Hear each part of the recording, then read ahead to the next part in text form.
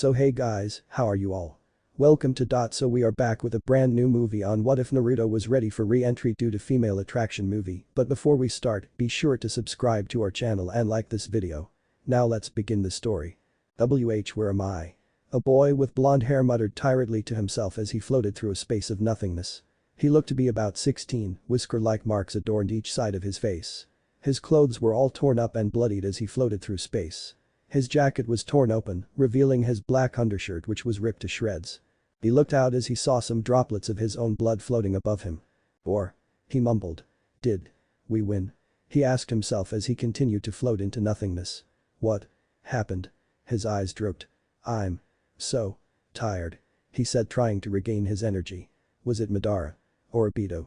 Whatever his name was, he tired to scrunched his face trying to remember past events, but there was no more energy left within his body. Can't. Too tired were his last words before drifting into unconsciousness. Magic Guild Fairy Tale. Direct 789. Damn. Said a dark-skinned man as he scanned the request board on the wall in front of him. It looks like we aren't getting many jobs today. The man had a tribal look to his clothing. His most prominent feature to his outfit was a light red cape that was tied in a knot on the front. He had a fur loincloth that was darker in color, with a lighter part hanging over it. The belt could be found divided in round squares around the waist. The man also had his forearms and calves wrapped up in bandages. A large roundish red feather could be found to the right side of the band circling his head. Around his neck was a necklace of skulls that draped over his cape. Well, what do you expect, Nab? Came the voice of another walking up behind him. We're just a minor guild now. We can't expect too many jobs. He sighed. Times are rough indeed. The man had beige hair that was longer and wavy that fell down around his face. The man sported a small goatee on his chin. He had on a flat brown vest covered by a dark pattern, composed of countless minuscule circles or squares, over his shirt, black in color, and was wearing light brown pants. They were held up by a bright brown belt with a simple metal buckle, with each leg being seemingly adorned by a line of studs on the inner part. It's not like when we did have a ton of jobs you took any to begin with. He smirked. I'm just waiting for the right job to come along, Max. The man huffed indignantly before looking away. Max sighed again before looking around the guild hall. Man. He said to himself. How far we have fallen. He looked around the cluttered old tavern. It was only slightly dirty, kept clean by the efforts of the guild's barmaid Kinana. Kinana is a relatively petite girl with violet-colored hair and green eyes. She had a figure that made many eyes turn towards her as she passed by them. She wore a light green dress that was adorned with white and green laces, along with a green ribbon attached on her large chest. Max watched as she picked up some glasses from the broken-down tables, humming to herself as she made her way behind the bar to clean them up. He looked back up at the bar and saw the current master of the guild, Mikao Konbold, sitting down next to his advisor, Wakaba Mine. Both had serious expressions on their faces as they talked with each other. Every once in a while they would start yelling at each other, only to come back down to glare normally at each other. Max glanced towards the window. Riitas had changed quite a bit again. From his large round body, the man had slimmed up quite a bit. He was currently wearing something resembling that of a fictional French artist. He had a dark vest over a light shirt with his sleeves rolled up. Around his neck he wore a large light-colored ribbon. He also wore a top hat along with a pair of glasses around his eyes that resembled goggles. He was really the only member in the guild who truly smiled anymore. Max took note of another member sitting down at a nearby table. Romeo. He thought as he noted the boy's countenance. Ever since their friends had disappeared over 5 years ago, he had never seen Romeo truly smile. Max wondered how his father, the master, felt about it. Max sighed again, looking at the only really good thing left in the guild. Alzak Connell and his wife Biska Connell. Their love for one another motivated the other members of the guild, but still it was hard to bear the pain of losing their friends. Max chuckled to himself as he remembered how shy the two of them were back in the good old days. Now look at them. Happily married and with child. Max couldn't help but feel a little envious of the couple, but he was happy for them nonetheless. Jed and Droy. He thought as he saw one relaxing in a chair while the other was stuffing his face with a large chicken leg. With Levi gone, it really tore them up. The only other members that were left from the one great fairy tale guild were Warren Rocco, Vegeta Iker, who was doing some sort of weird turban dance, and Lucky Olieta. She turned out to become quite a pretty girl, with her purple hair tied up into a ponytail. Many guys still tried to whisk the poor girl away from their less than accommodating guild. Nab saw his friend sigh in depression. Times like this really make you miss them, don't it? He said to his friend. Max simply nodded before heading up to the bar. Another round, won't you, Kanana? He asked as the girl simply sent him a smile. Sure thing, Max Kun. She chirped as she got another glass from the broken down cupboards. Max sighed again. Has it really been 5 years? He asked himself quietly but was still heard by Kanana, the master and his tenor. Kanana gave an awkward smile while looking down. They had all been hurt so badly when they had found out the news of their friend's disappearance. Torn down, the guild had barely survived these past 5 years. They even had to move into a dinky tavern just so the guild could survive. She noticed that both the master and Wakaba had stopped talking as well, and she saw their depressed faces look down at the bar. Kanana didn't know what she could do to bring back the happy spirit. Heck, she didn't even know how to use any magic. She was the only member of the guild who couldn't. She was only an employee. She rubbed her arm slightly. But this place was the only place that she knew of. It was her home. The people in the guild were her family. Even though the guild had to reduce her pay by a large sum, she still loved the guild with all of her heart. Tears started to well up in her eyes before something caught her attention. It was a hand. Floating in the middle of the guild hall. She stared wide-eyed at the hand. What is that?" she said loudly, getting everyone's attention in the guild. Everyone in the guild turned and their eyes widened as they saw the hand floating in the air. "Macau, what is that?" Wakaba asked. Macau got a tick mark on his head. "How the hell should I know?" he said, "and I told you before to call me master, damn it." Wakaba got right back into his face. "Yeah, well, I've never heard of a master with a complete lack of dignity like you." Both men slammed their foreheads together, growling ferociously at each other. "Just in case you guys didn't notice, we have a bigger problem here," Max shouted out. "It's getting bigger." He pointed at the hand that was now becoming longer and turning into an arm. "What is going on?" Alzak asked more to himself as he watched the arm become bigger. His wife Biska just shrugged her shoulders. "Arg." A piercing scream came through the guild hall as everyone quickly clamped their hands to their ears in pain. The screaming was coming from what looked like to be a half of a face coming in out of midair. "Holy shit, is that a person?" Wakaba shouted out loud, trying to shout over the noise of the screaming. The rest of the guild watched in horror as they saw a blonde boy appear out of nowhere. Blood was flowing freely from his body as he made his way into the guild. His clothes were torn and ripped to shreds. The boy's entire body had finally made it out of the nothingness from which it came from, and with a loud thud, the boy hit the ground hard. Thump. The boy's screaming ceased as soon as his entire body came out. For a moment, no one made any movement as they continued to stare at the injured boy until the purple-haired barmaid realized the situation and rushed over to the blonde. Quickly kneeling over him, she turned him over and began to use her limited but useful medical skills to examine him. "Romeo-kun," she shouted out, snapping the boy to attention. "I need a bucket of boiled water along with rags," she said urgently, getting the boy to nod his head before disappearing. "Lucky-chan. I need the bandages and wraps from the back room. Max, go with her and grab the disinfectant quickly," she shouted, getting a couple of nods before they too ran out. "Nab-kun. Wakaba-kun. Come here and help me get him on the table," she said.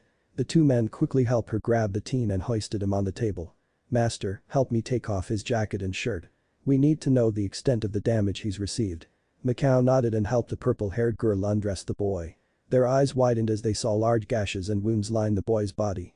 "Dang." Kanana whispered to herself, "It's worse than I thought." She turned to Nab. "Get me your sewing kit. We don't have time to take him to the hospital." Nab nodded and ran out the door to his place to grab said materials. "Nor could we afford the bill," thought the current guild master. Petty as it may sound, their guild could barely even afford to stay afloat, let alone deal with hefty medical bills. Romeo, Lockie, and Max all returned with the items requested, and Kanana began to work on the blonde. Taking the rags and cleaning him up as best as she could, she saw the blonde flinch unconsciously as she applied the ointment. "Alzak. Biska," she said while working on the blonde. "Go quickly and get Puryuzlka-sama," she snapped. "Tell her it's an emergency." Said mages quickly nodded their heads as they charged out of the guild in the direction of their medicinal advisor. Nab returned a few minutes later, huffing and wheezing due to his accumulated weight, barely lifting his arm with the materials requested before Kanana snatched them out of his hand before the large man fell on the ground, panting like a madman. "That's kinda pathetic there, Nab," Warren said, poking the man with his foot. "Pant. Pant. Shut up. Pant," he wheezed out. After about 30 minutes or so, Kanana wiped the sweat off of her brow as she let out a sigh of relief. Well. She started getting everyone attention again. He should be out of the woods now. Everyone stared for a minute before smiles emerged on their faces at the good news. But he's still very weak right now. I won't feel better until Puryuzlka-sama looks him over. Macau nodded and walked over and looked at the bandaged up blonde. He patted the barmaid on her head affectionately. "You should be proud, Kanana-san," he said warmly, "you saved this man's life. It's very impressive." Kanana blushed brightly in embarrassment at the master's praise. She looked around and everyone was nodding in agreement with the master, causing her face to flare up even more. WW was nothing. She stuttered out. I'm not a medic or anything. I didn't really do a good job. She muttered. Macau laughed and patted the girl on the head again. Nonsense. He said smiling. I believe when this young man wakes up he won't think that saving his life was nothing. More agreements were heard within the guild members as they once again agreed with the master. Kanana smiled lightly as she looked back down at the blonde, seeing if there was anything that she had missed. Another 15 minutes went by and then the doors to the guild opened. A slim and tall elderly woman with pink hair, tied in a bun on the back of her head by two large pins with crescent moon-shaped edges, and with two bangs of hair left framing her face walked into the guild hall. She had reddish eyes. She was wearing a dark green blouse with a tie around the collar, paired with a long matching skirt and simple shoes. Over this, she had on a crimson-colored cape, with a wide collar decorated by massive dragon horn-like decorations, protruding outwards. Both Biska and Alzak could be seen hiding slightly behind the guild's door, shaking in slight fear of the woman. She walked over to the table where the boy was resting and looked him over with her reddish eyes. "This is the boy, I presume," she said, getting many nods back in response. "Let's bring him to the bed in the back so we can treat him properly," she said, already heading to the back of the tavern. The guild members brought the boy to the back and left the woman alone with the boy, knowing how she thought that humans would be a distraction to her. For another 30 minutes or so, the guild members sat in silence as they waited patiently for the older fairy tale member to come out of the room. All of their heads snapped towards the door when they heard the sound of a turning doorknob and watched as the woman came out of the room. "He will be fine in about 2 weeks' time," she said seriously before she started walking towards the guild door. As she walked by Kanana, she stopped for a moment before turning to her. "You are the one who treated the young man before I came?" she asked. Her cold stare caused the poor girl to wilt underneath her gaze, but nonetheless she nodded her head in response. "Your work was adequate," she said as she then continued to leave the guild. The door shut behind her and no one made a sound for a few seconds after that.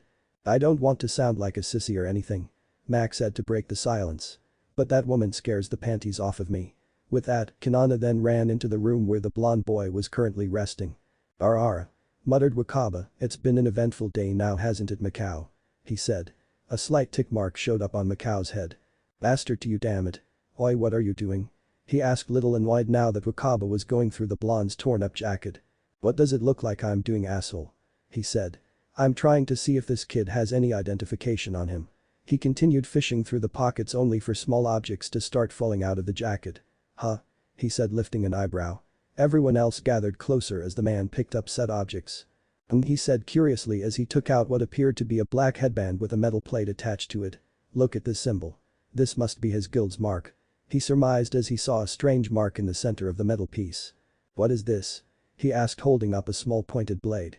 Its handle was wrapped in tape and there was a small loop on the end forming a ring. He put it down and looked at the other objects. "These look like ninja stars," he said more to himself as everyone looked at the strange objects. "Ooh. Look at these," Lockie said as she held up some papers that looked like they had some weird symbols on it. "What do you think these are?" "Lockie," shouted the master, "you know better than to pick up foreign objects that could contain dangerous magical powers." Lockie pouted slightly as she put the stack of papers back on the table. "Look, there's more of the symbols like that lining the inside of the jacket," Romeo pointed out, getting his father to raise an eyebrow at him. How long has it been since Romeo has been interested in something like this? He asked himself before looking at the door where the supposed blonde was. He sighed slightly before moving everyone out of the way, grabbing the items. "Hey!" came the voices of everybody. Macau simply ignored them and started walking to the back room. Only Wakaba followed. "We don't know what these objects are, so I'm going to keep a hold of them until our injured friend comes to," he said, getting many cries from the curious group. Macau continued back into his office where Wakaba stopped in the doorway and leaned against its frame. Macau then proceeded to place everything that the boy had into a secret vault that they had kept hidden. "I'm sure you must have noticed as well, Macau," Wakaba said in a more serious tone. Macau sighed before nodding his head. "He's a warrior of some type, that is for sure," he said, getting Wakaba to nod his head. "You sure it's a good idea to keep him around? He could be dangerous," Wakaba stated, getting Macau look at the ground in thought. After another minute or so he looked back up. "No matter how far we have fallen from the ladder," he started, "we are still fairy tale mages. And we never turn our backs on anybody," he finished in a which couldn't be refuted. Wakaba smirked. "You're too nice for your own good, Macau." He smiled again as he took another puff of his cigar. "That's why you make a pretty decent master." Macau smirked back at the man who walked out of the room. After placing a spell on the vault, Macau went into the room where both Kanana and their mysterious stranger were. He found the purple-haired girl now sitting next to the blonde simply looking after him. "How is he?" he asked, slightly startling the young girl. She turned around and smiled at him. "He's fine," she replied. "It seems all he needs now is just time to rest and regain his strength." She smiled warmly at her master, which caused the master to smile back at her. "That's good to hear," he said. "Come now." He beckoned the girl. "Peryuzalka said that he won't be waking up for a long while now. Let's get some things done before we close up for the night. We'll both stay here for the night and make sure that he is alright. "'Kay?" he asked, getting the girl in front of him to beam him a bright smile as she nodded her head, then skipped lightly out of the room. The man chuckled lightly at the girl's carefree attitude for a moment before looking back at the resting blonde. "Just who in the world are you?" he asked himself. "How the hell did you appear out of nowhere?" he thought as he too left the room. If he had stayed any longer they would have noticed the blonde's right hand twitch slightly and his lips move. "Kurama," he said before his body remained motionless. 3 days later. Everything for the most part was normal within the Fairy Tale Guild. Well, normal for them to say the least. There weren't very many missions up on the request board. Only 1 or 2, and they were such low-paying jobs, some people would wonder if they were even worth trying to do. The master and Wakaba were once again arguing with each other. Nab was still gazing at the request board as if his magical mission would appear any second. Kanana was happily humming a simple tune while cleaning up some dirty dishes. The rest of the mages were basically lounging about the guild, bored out of their minds. What to do? What to do? Max mumbled to himself over and over again. The excitement of the blonde teen appearing out of nowhere lived up its time, now they were tired of waiting for him to wake up. And that had only happened 3 days ago. Well, came a voice from the front of the guild. "As always, this place is dead from the afternoon on. That's what I hate about pissant guilds." The young man in front had poofy dark hair. He had a prominent nose pointing downwards, with each of his nostrils going upwards in a curve. He also had mildly rectangular ears. He looked to be quite muscular, with his forearms being large and the right one bearing a dark tattoo of his guild symbol. He wore a red shirt with short puffy sleeves, which has some dark padding over the shoulders, seemingly held up by a pair of bands passing below each of his shoulders.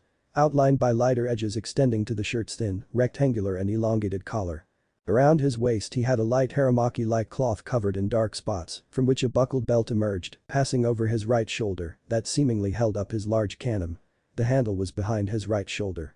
He also wore dark pants reaching down below his knees, paired with light buckled shoes, and had a light band circling his head, parting his curly hair, which shows a pair of short round horns reminiscent of an Oni's. Another one of the members of his 5-man posse laughed. "Haha. Yeah. There's no spirit here," he cried out, grinning like a fool. "Thibaut," Master Macau said simply as he walked up to the men, Wakaba right behind him. "I told you to stay away from here," he said harshly. Thibaut just grinned wickedly. Is that any way to talk to us?" he said. "Members of Magnolia's #1 wizard guild, Twilight Ogre." The rest of the members of Fairy Tale gathered around the master just in case something happened. "You may have once been the strongest guild in Fiori, but that era is over." Between this ramshackle old tavern and Twilight Ogre, the wizard guild of the new age, one glance is all it takes to tell which is more useful to the development and progress of Magnolia. "Acting big just because you got a huge guild," Max sneered. "That's right," Warren said, "we've got soul." Thibaut grinned even wider. "Soul doesn't put food on the plate," he countered, his smile never leaving his face. "What have you come here for, Thibaut?" Macau asked. "This month's money," he said simply while Macau flinched. Wakaba noticed. "Don't tell me you haven't paid them yet, Macau?" he asked frantically. "Call me master, damn it," Macau yelled back. "You people are late in repaying your debt," Thibaut said. "We didn't get any decent jobs this month." Macau tried desperately to explain, hoping this would placate the men. "I'll pay you double next month, so just be patient," he yelled out. Whoa there," came the voice of another nameless thug. "Who was it that saved this beat-up tavern when it was on the brink of collapse?" he asked cheekily. "We took on your debt for you, remember?" said another one of the thugs. "And if we knew how ridiculously high the interest was gonna be, we never would have turned to you," Jet said. Lockie nodded her head in agreement. "Did you say something, asswhip?" Another of the thugs pointed to the man. "Enough, Jet," Macau said. Jet looked somewhat shocked. "But," he started before he was interrupted again. "Wait till next month and I promise I'll pay," Macau said to the arrogant guild. Thibaut was silent for a moment before letting out a wicked grin and smashed his food into the master's face. "Macau!" Wakaba cried out. "Master!" Lockie cried as Macau hit the base of the bar. Holy shit. One of the thugs said, all the way across the room. He laughed. He did a first-rate job of flying backwards. T-Bo laughed. Bastards. Droy yelled out. How dare you? Jet said, getting ready to fight as the other members of Twilight Ogre grasped their weapons. You want to go? One of the thugs asked. Don't do anything. Macau shouted to his guild while Kanana was trying to help him back to his feet. Everyone tensed up at the command. Neither side moved an inch for a moment. Damn it. Wakaba whispered. You heard the man. Suck it up. He said to the remaining members. The rest of the Twilight Ogre guild members laughed. Pathetic. Cried out a member as he smashed a nearby table. This is the legendary fairy tale, yelled another as he smashed other pieces of furniture with his enormous mallet. Way lame. Cried out another. Ha. T-Bo just laughed cruelly as he saw the guild being torn from the inside out. Members of Fairy Tail clenched their fists and teeth as they saw the thugs tear apart the guild that they love so much. How about joining us, babe? A fat thug member asked Laki as he groped her breast over her shoulder. Other members were drinking the guild's alcohol. The Fairy Tail mages could do nothing as they watched Twilight Ogre demolish their home. Ara came a voice from the back, getting everyone's attention. I was just having such a nice little nap and here you guys are disturbing my sleep. Didn't anyone ever teach you not to be a public nuisance? Then again, I guess that would be pretty hypocritical of me with all the stuff I did growing up. Everyone looked at the person who had just spoken. He had his orange pants on, but his entire upper body was draped with medical wraps. He scratched his blonde head as he looked at the destruction that the Twilight Ogre mages had caused. Ara. He said lazily, this place is a mess. I hope you guys are going to be able to pay for all of this. He said with a smile. Who the hell are you? A thug cried out, getting the blonde to point at himself owlishly. He asked as if he were surprised by the question before getting a large grin on his face. Well, I'm glad you asked. He cried out as he started hopping on one leg ridiculously. I am the man that brings both the men and ladies to their knees for completely different reasons, mind you. I am the man that bends the very will of nature to his own. I am the greatest shinobi in existence, the famous Toad Sennin, Naruto Uzumaki. He finished rolling his head in a ridiculous manner, posing in a grandiose position. Silence permeated throughout the guild as Naruto continued to hold his pose. Expressions of shock lay on the faces of his audience. After a moment he noticed their expressions before frowning. Damn it. He said to himself, standing up straight and putting his hand underneath his chin in a thinking position. What did I do wrong? I gotta figure out a way to make that better somehow. That's right. Hiro Sennin had sakura petals falling from the sky, didn't he? The blonde continued to talk to himself as a huge vein started to bulge on T-Bo's forehead. Boy. Asshole. He snarled at the blonde idiot. Do you know who we are? Shut up or we'll beat your ass right here. Naruto looked up to the side before looking straight at T-Bo, confused. You say something. He asked, getting T-Bo to clench his fist in rage. That's it, punk. He said as he started stomping over to the blonde. You're dead. He shouted as he reached over his shoulder and grabbed his kaname, lifting the heavy weapon with ease. Naruto was slightly surprised when a purple-haired girl got in between them. Please, T-Bo-san. She pleaded with the angry man. He's still recovering from a grievous injury and he doesn't know what he's doing. She begged, hoping the man would be placated and back off. He merely sneered. Shut up, bitch. He said as kicked the girl straight in the face. Well would have if a certain blonde hadn't appeared right in front of the girl, taking the blow for her. Her eyes widened as she saw the blonde take the hit. Tears started to well up in her eyes before she realized the kick hadn't even moved the blonde an inch. T-Bo's leg was still up besides the blonde's head. His mouth agape and his eyes wide open. I. He shouted out as he started hopping around on one foot, grabbing his injured leg. The other members of his gang looked worriedly at their boss. Hey T-Bo. You alright, man? One of them asked, only to get socked right in the face. Of course I'm not alright, asshole. He cried out. I think he just broke my leg. He glared dangerously at the blonde teen who had his eyes closed. You just dug your own grave, shithead. Naruto opened his eyes and T-Bo immediately noticed that they had changed in pigment. The blonde's eyes were now yellow, his pupils transformed into horizontal slits. There was also an orange pigmentation on his eyelids, giving him the appearance of wearing orange eyeshadow. What the hell? T-Bo thought. So you mean to tell me? Naruto said curiously. That because you broke your leg against my face that you're going to try to beat the shit out of me? He asked. T-Bo growled and lunged at the blonde, his kaname drawn back ready to crush this blonde idiot. Oh, I'm not going to beat the shit out of you. He said, I'm gonna kill you. He shouted as he brought the kaname down upon the blonde. No. Mikao cried out as he lunged for the boy, fearing for his life. Only to stop when the kaname stopped an inch away from the boy's face. Tebow stared in shock, jaw slack on the floor as he saw how the boy stopped his mighty weapon. Everyone gazed on in surprise as they watched the boy stop the cannon with only a finger. He looked up at Tebow. Then at his cannon. He gave the cannon a light tap with his finger before the entire weapon shattered into a million pieces.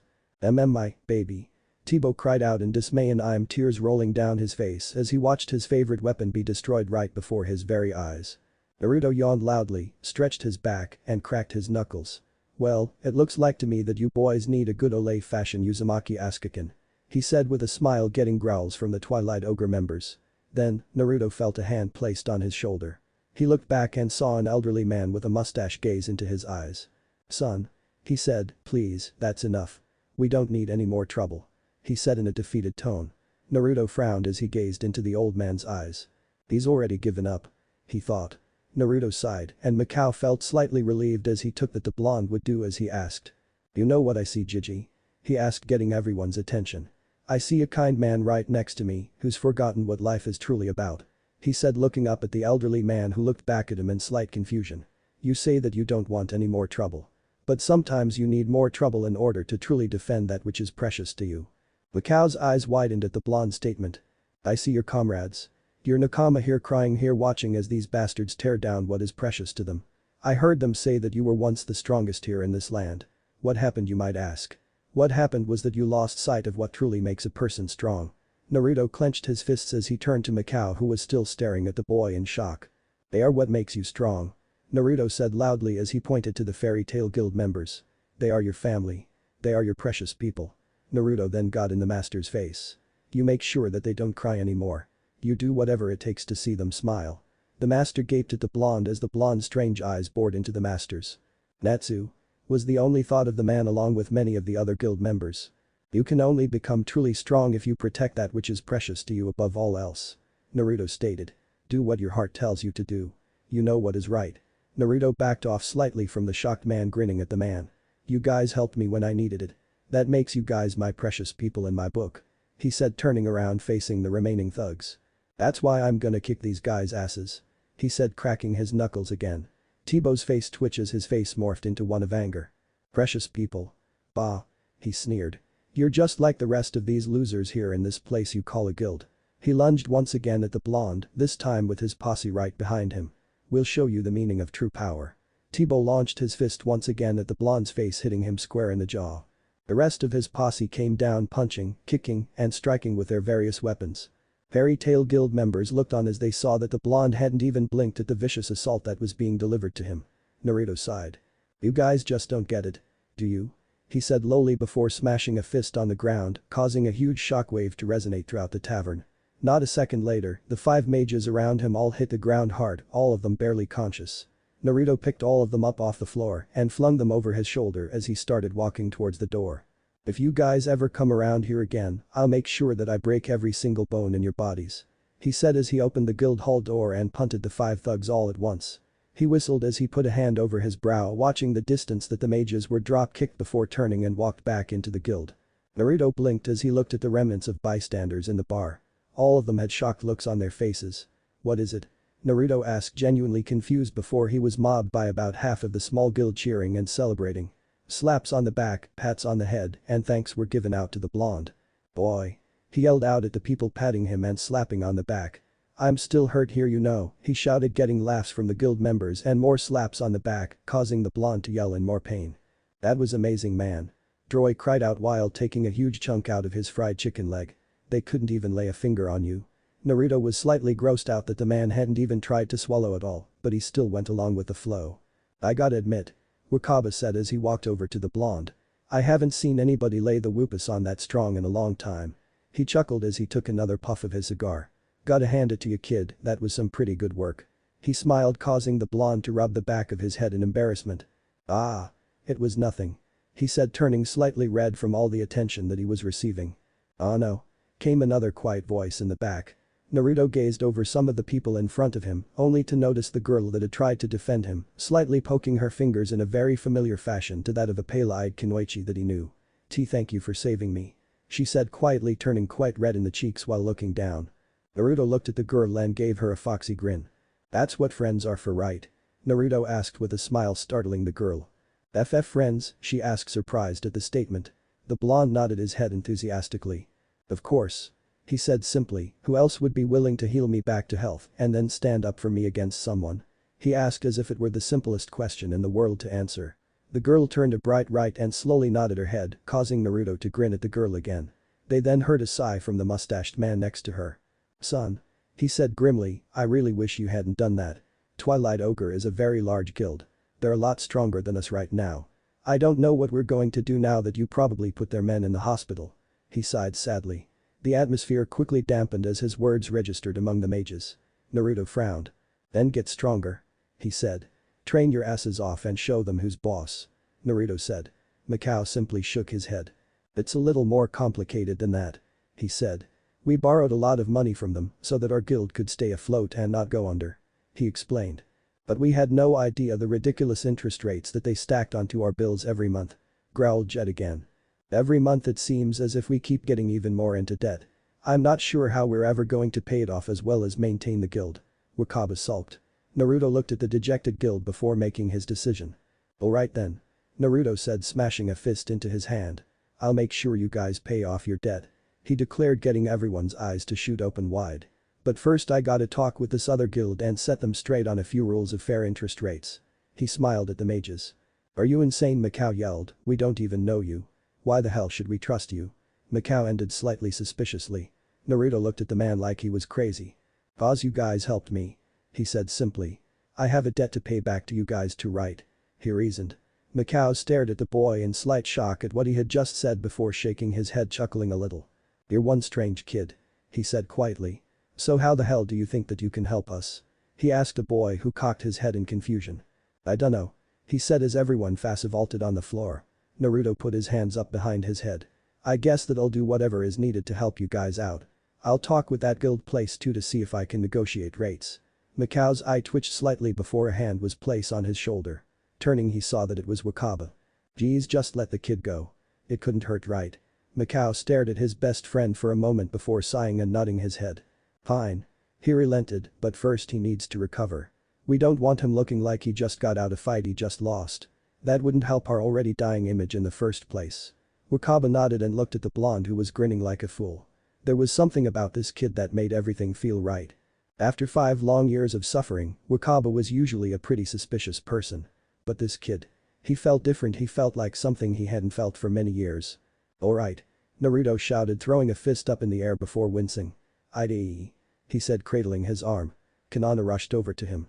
Uzumaki-san, you mustn't push yourself. She chided softly, only to receive another foxy grin her way, causing her face to flare up once again. Don't worry about me. He smiled. I'm a quick healer. I gotta hurry up and help you guys out so I can get back and stop the war. He said, getting everyone's attention. War? Wakaba asked. There haven't been any wars recently. What are you talking about, kid? Naruto looked at the man as if he were stupid. You know. The 4th Great Shinobi War, only the 5 great elemental nations are united to take down Madara Uchiha team. You know, over 80,000 people fighting for the sake of the world, stopping the evil bad guy from taking over the world with the moon and all. He said dully before looking at the blank looks that he was receiving. Seriously? He asked. You guys haven't heard of it? Everyone shook their heads. We would have heard of a war that size if it were going on, kid. Wakaba said. Others in the guild nodded their heads in agreement. Come on, guys. Naruto said, slightly heated. I know you guys aren't a part of the allied forces and all, but still. This has got to be the biggest event that has ever happened in the elemental nations. Everyone still had that blank look on their faces. Elemental nations? Max asked. What's that? Naruto just slapped his hand on his face. You gotta be kidding me. He mumbled. They don't even know what country they're in. He asked himself. Anu Uzumaki-san. Naruto looked up at Kanana, who was holding some parchment in her hand. I brought you a map so that you might be able to show us where you are from. She said shyly. Naruto's face brightened up as he was handed the map. Thanks. He said, looking at her. He trailed off as she realized what he wanted. Oh. Kanana. My name is Kanana. She bowed slightly to the blonde who just smiled. Thanks a lot, Kanana-chan. He said before looking down at the map.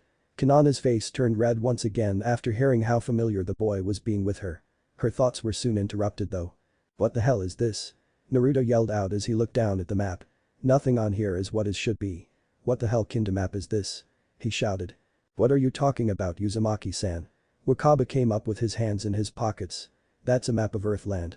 Naruto's face crunched in confusion. Earthland? He questioned the word while Wakaba nodded and pointed to the map. That's right. And here we are in the nation of Fiori. The town we are currently in is Magnolia. Naruto's eyes grew wide as dinner plates as he continued looking at the map. DT, that's impossible. He stuttered out. Mikao sighed. Do you even know how you got here, Uzumaki-san? He questioned the blonde.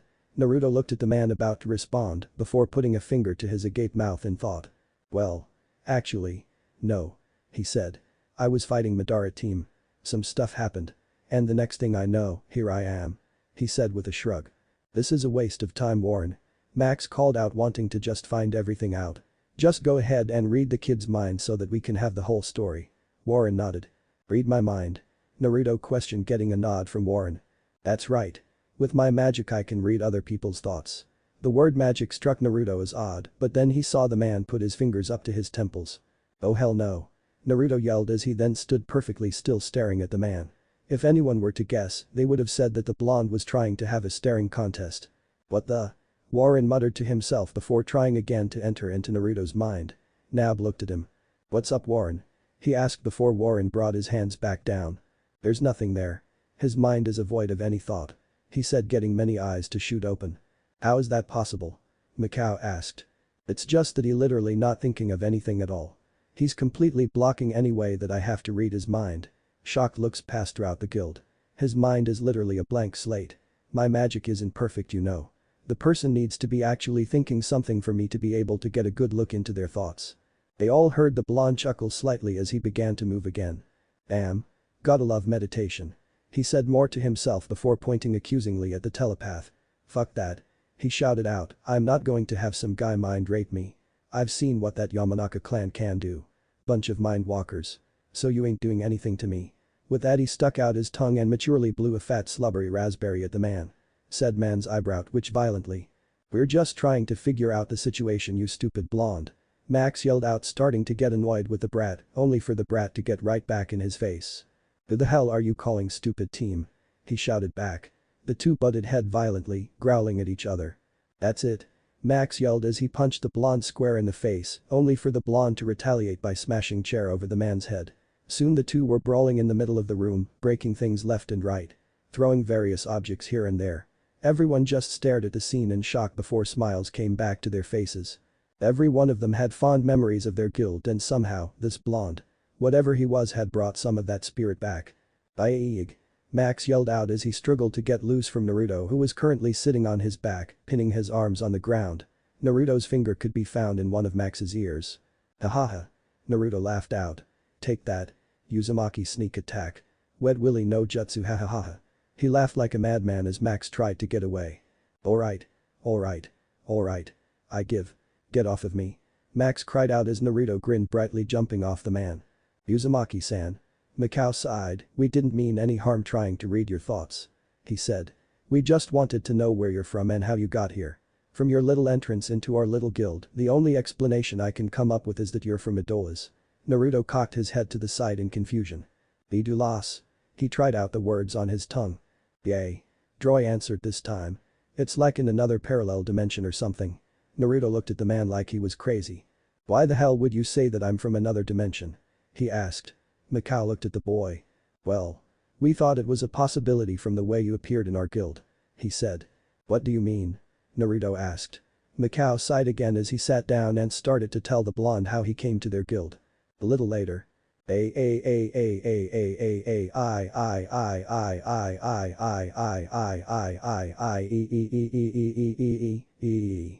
the scream of a crazy blonde-haired whiskered teen from inside the tavern. The boy could be seen running in circles, hands over his head, while screaming like a madman. The rest of the guild just watched the blonde as he ran round and round and round and round. It's got to have been 10 minutes he's been screaming like that. Wakaba muttered. Everyone just agreed. He hasn't even taken a breath yet. Nab saw slightly awed by the teen lung capacity. He turned to the others. You don't think he's another Dragon Slayer, do you? Cause that would make for one hell of a roar. Everyone silently agreed with the man as they continued to watch the blonde continue to scream his head off. PFFT. Max huffed. It was impressive for the first 5 minutes. Now it's just getting damn annoying. Most nodded their head in agreement with the man as they continued to watch the blonde. Hey, they didn't have anything better to do that day. Macau just sighed as he turned to Max. You mind slowing him down? He asked, getting a grin from Max in response as two magic circles appeared in the man's hands. Sand then flew from the circles encasing the blonde, causing him to halt his never-ending scream. What the hell is PFFFTTT? Hey asshole, you got sand in my mouth. Most of the guild members laughed out loud as the blonde struggled to get free. Max was also struggling to keep the blonde encased within the shell. Master. Hurry up and do something. I can't hold him for much longer. He said, now sweating. Damn. He thought. How strong is this guy? Macau was about to say something when Kanana skipped up to the trapped blonde and flicked his forehead. Naruto stopped struggling and looked blankly at the smiling purple-haired girl. Now what good is all that screaming going to do? She asked with a smile, closing her eyes and cocking her head to the side cutely. BB, but I don't even know where I am. Naruto pouted. I'm in a foreign land. Hell, Gigi over there thinks that I'm from some parallel dimension. I don't know what I'm going to do. By now Naruto had tears rolling down his face. Kanana still smiled at the teen. Well then why don't you stay here with us then? She asked, getting shocked looks from everyone in the room. Oi. Kanana. Wakaba said. You shouldn't make statements like that, you know. He said seriously. Kanana looked at the smoking man. Well, why not? She asked. We could help him try to find a way home. She said. At the same time he could help out the guild. He seems pretty strong if anything, seeing how he dealt with that Twilight Ogre guild. Murmurs of agreement resounded throughout the small guild. Macau sighed. It's true. He thought, he is an experienced fighter. We might need his strength, especially when Tipo and even his master return to deal with us. Macau started to rub his temples. I guess we have no choice for right now. He started walking up to the now freed blonde. So how about it, Uzumaki-san? Macau asked. We'll help you find a way back to your land if you help us here in the guild. Macau stuck out his hand for him to shake. Naruto looked at the hand for a moment before grinning. You got it, Gigi. The blonde said excitingly. I'll make this the best damn guild this world has ever seen. Everyone grinned at the excitement that the blonde radiated. Macau was muttering something about never getting any respect even though he is the master. Naruto looked at his now comrades before looking confused. So what's a guild again? He asked, causing everyone to fall flat on their faces. After another little while of explanations coming from the group, the fairy tale mages were a little creeped out by the strange look that Naruto had in his eyes. Sugoi, he said with stars in his eyes. You mean that all of you can use magic, he said, grabbing the hands of Romeo, who just tentatively nodded. Naruto beamed at the group like a little 3-year-old child. So can you like pull a rabbit out of a hat, he cried out, pulling out a top hat from nowhere. Oh. I know, you can shove a giant sword through your lovely assistant and then bring her back to life good as new, right? He shouted as he brought a huge ass sword out of nowhere, freaking everyone else out. Oi. I know. The blonde would have continued before a finger flicked his forehead lightly. He blinked his surprise as he saw Kanana let out a cute giggle. Not like that, silly. She smiled warmly at him. Romeo, why don't you show him? Romeo nodded his head and Naruto's eyes went wide as he watched a strange circle encompass his hand before becoming encased with a purple flame. Sugoi, he said as he stared at the flame. Romeo chuckled slightly at the amusing expression that was on Naruto's face. This is my purple flare magic. He said proudly as he glanced at his father. It's pretty hot stuff. Water and wind can't even put out this fire. Naruto glanced at the boy. Really? He asked, getting a nod from Romeo. And you don't even need to do any hand signs or anything? He asked, getting confused looks from everyone in the guild. Hand signs?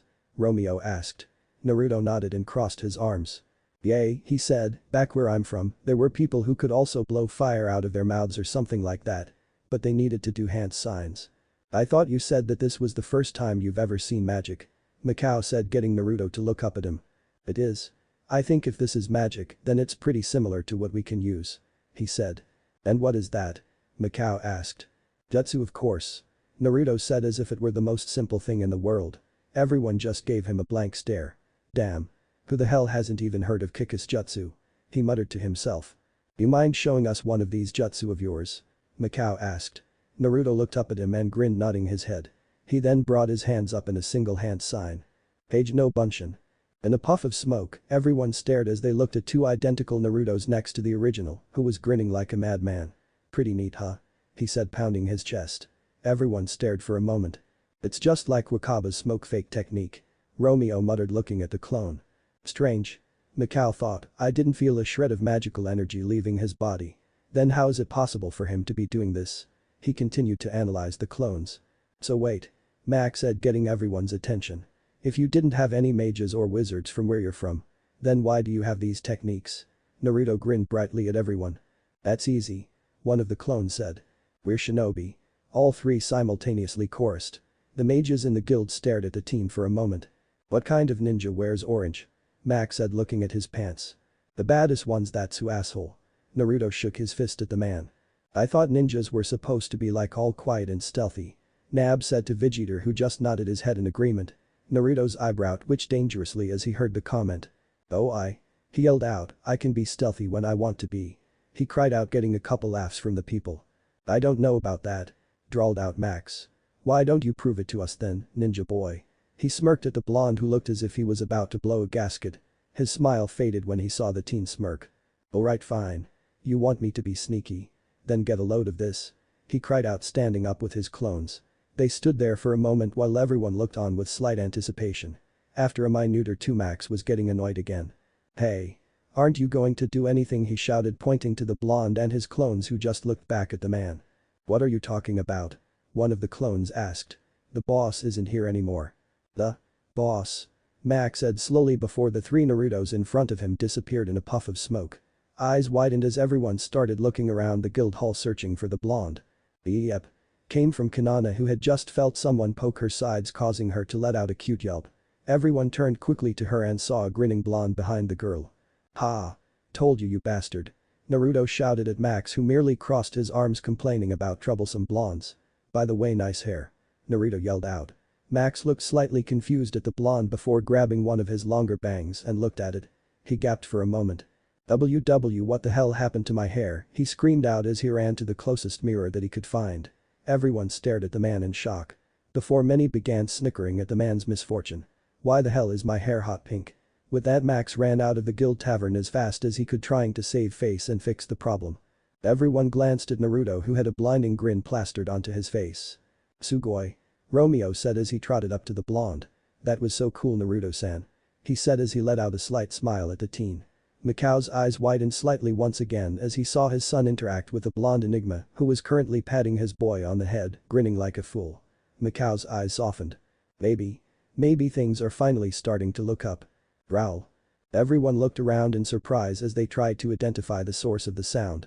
All of them honed in on the blonde enigma in front of them and saw him smile sheepishly as he rubbed the back of his head, slightly embarrassed. Heh. You guys got any ramen in here? He asked hopefully. Wow. Naruto said as he looked at the girl in front of him. About 20 bowls of ramen could be seen stacked up next to him. Most of the members of the guild gaped at the massive amount of ramen the boy had just consumed. Thanks so much for helping me heal, Kanana-chan.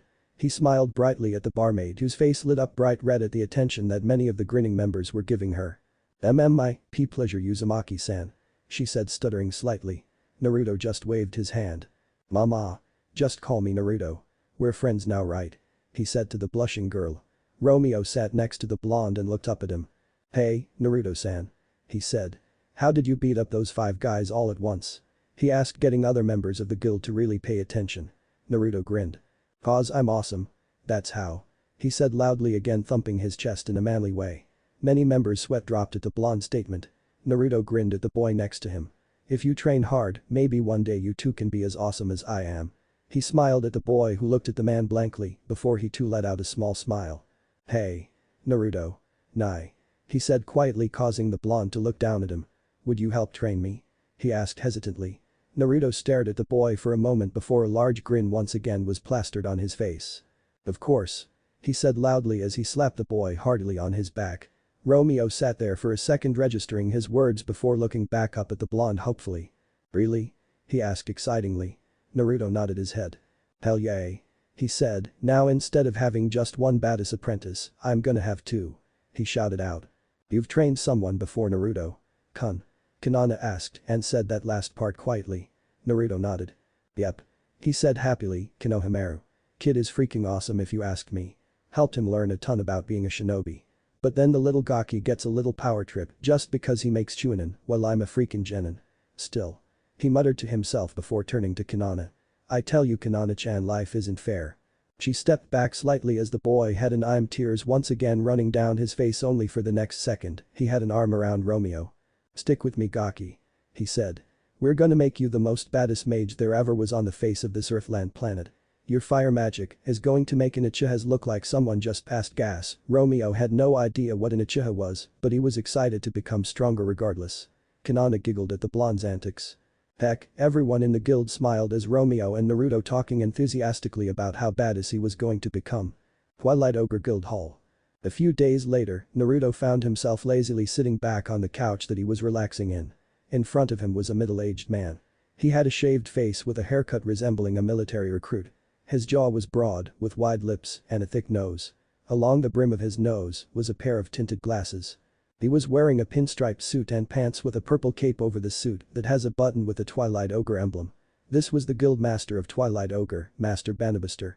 The man looked at Uzumaki as he took another puff of his large cigar. "I'm telling you, Brad, there's nothing to discuss here," he said, taking another puff. "Pay us back the money we lent you and the slate will be wiped clean." Naruto just smiled warmly at the man. "That might be easy for you to say, but as you know, we have a surprising lack of money issue here. It's actually amazing that we have been able to get by. Money's not going to magically appear just because you are taunting us," Naruto replied casually. Banabuster growled out, "You trying to pick a fight with me?" Naruto just held up a hand. "Not at all," he said calmly, "I'm just letting you know of the situation." He gestured around the room. "Besides, I've been taking a look at all of the account books here and there and did some research about Twilight Ogre's organization. One look at it and it's pretty obvious that there is something odd about income and expenditures." Banabuster stood up, clenched fists. "Are you accusing me of something here?" he asked angrily. "Perish the thought." Naruto chuckled, "We'll pay back the money that we borrowed along with a legitimate interest. Someday," he said. Banabuster's fists clenched tightly. "And I'm telling you to pay up right now, you damn brat." Banabuster shouted at the blonde. The blonde merely smiled at the man. "Mama.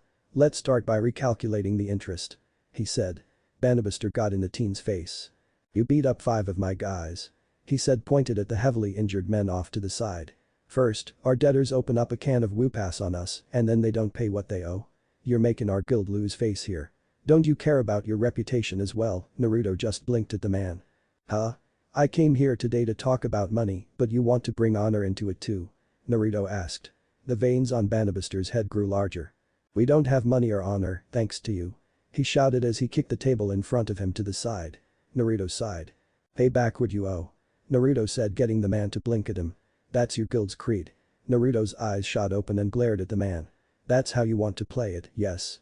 Bright gold flames started to encircle the blonde on the couch. 5 years of property damage to my guild and violence towards my comrades. Naruto's body began to glow as well, his eyes changing in color. "We're obliged to pay you back for all of that."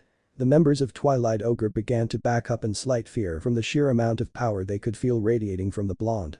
"For 5 years, you've made my friend suffer. Honestly, it pisses me off just to think about it." Banabuster gulped audibly at the now transformed blonde. "Hey Gigi," he said, getting right in his face. "It's a war you want?" he growled out. Banabuster was sweating profusely. Wait," he cried out. "Outside Twilight Ogre. I don't know if showing him where this guild was helped us all that much," Wakaba said as both he and Mikao watched the guild hall start shaking back and forth. Explosions were going off left and right within the hall. "You think that we should help him? I mean, we really don't know how strong that kid is," he asked, slightly concerned for their new member. Mikao sighed. "I think he'll be fine on his own. You and I both saw it. He's a skilled fighter." Wakaba chuckled. "I thought the idea was to talk it out, but I guess that wouldn't fly now, would it? But still, it feels kinda good getting some retribution for everything that they've done to us, doesn't it?" he asked while Mikao smiled. "I don't know what it is about this kid," he said, "but he reminds me so much of all of them," he said sadly. Wakaba grimaced. "I know what you mean." Wakaba agreed.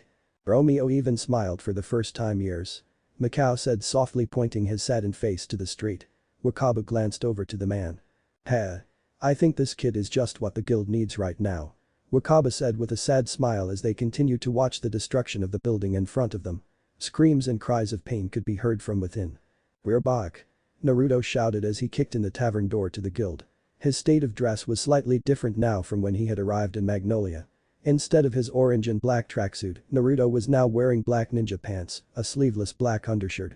over which he had on an orange chunnin vest that was left unzipped showing his black undershirt. On his right shoulder, stamped in orange, laid the guild's mark for Fairy Tale.